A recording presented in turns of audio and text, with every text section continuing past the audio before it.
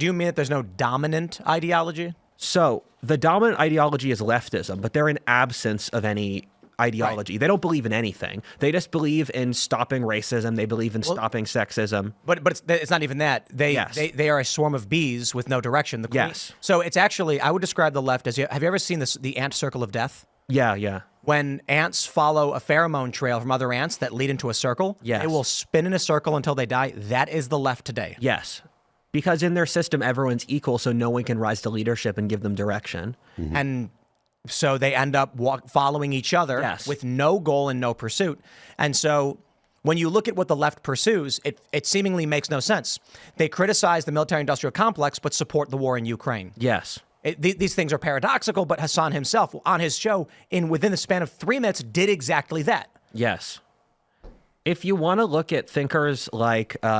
there's a lot of thinkers on the right, and the issue with the right is that there's too little unity. I spent my life at this point as a lot of conservative politics, and I talk to people who are really on the Christian side of things, who are more Nietzscheans, who are libertarians, foreign countries who have different nationalists. You have people who are boomer cons, Reagan cons, people who are basically Nazis, people who, I don't know, worship Odin. So you have like 20 factions on the right. There's no unifying ideology, and they can only agree with what they dislike under the left. Nature abhors a vacuum. And so if you have a vacuum in both the right and the left, it means it's going to be filled. And there are two ecosystems I find, because I've lived a strange life and I've looked into a lot of different industries, and most industries in America are high school, where it's done based off buddies, based off who you went to school with, who seems cool. And that's why nothing works. Nothing works because all of our leadership is done like high school. The two non-high school industries I see are parts of tech and parts of the right. And so those are the two factions I would look at to think this is where the next wave of creativity is going to come from. I agree. I've been having some conversations with some other business leaders, and I'll keep it semi-private, but there's a management crisis. Yeah.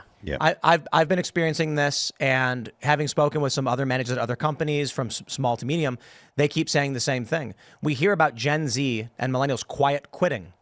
They don't want to work. And so people are coasting, they're doing the bare minimum, and it's resulting in social disorder and collapse.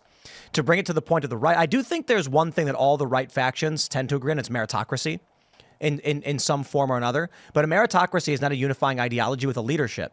So you might agree the best person for the job should have it. And then what happens? Every single person on the right says, hey, don't look at me. I don't want to be in charge. Yeah. No joke.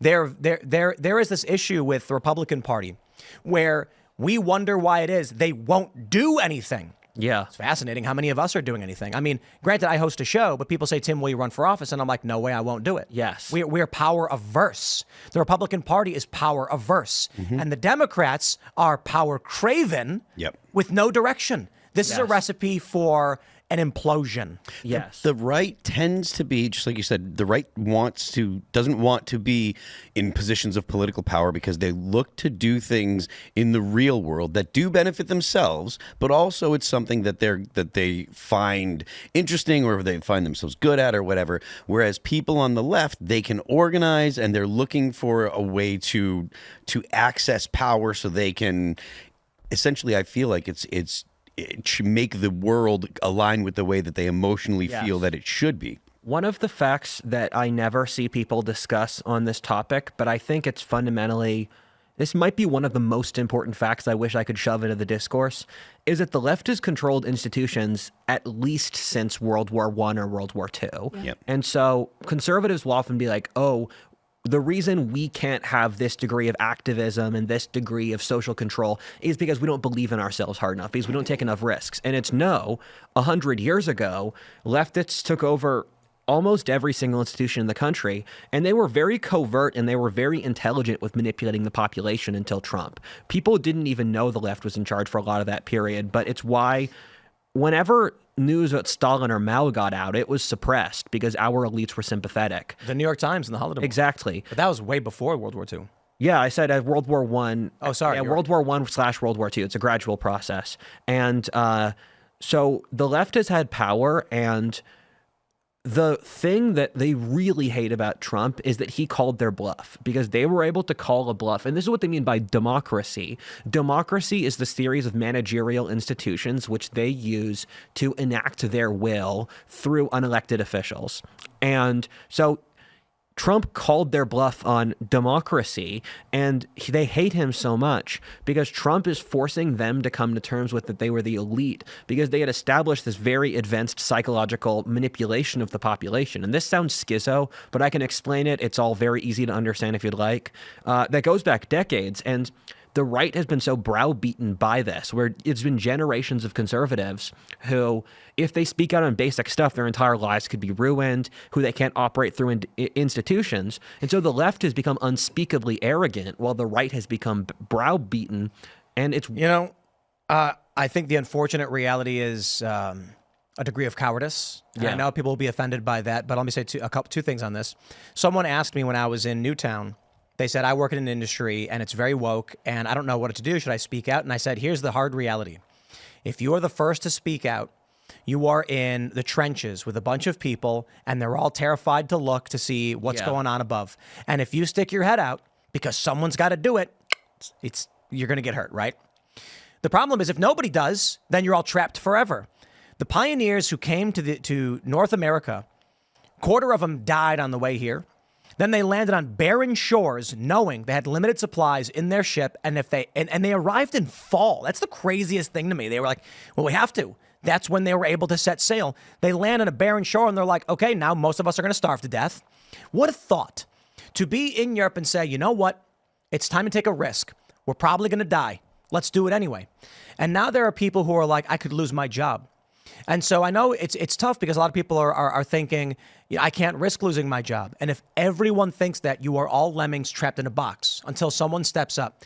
And I know a lot of people, they like to throw shade my way and say, easy for you to say, Tim, you're on this big show, you got a company. I worked for Vice and Disney, and I spoke up, and I lost those connections, and I lost those contracts, and I started from scratch to start over. I stuck my head out and had to start rebuilding and got to this point. I don't think it's going to be the same for everybody. Some people might have it harder, but so long as everybody on the right just simply says, I'm going to stay hidden and not say anything, then the left will continue to dominate everything. The left dominated the 20th century because pre-internet, every single thing was a bureaucracy.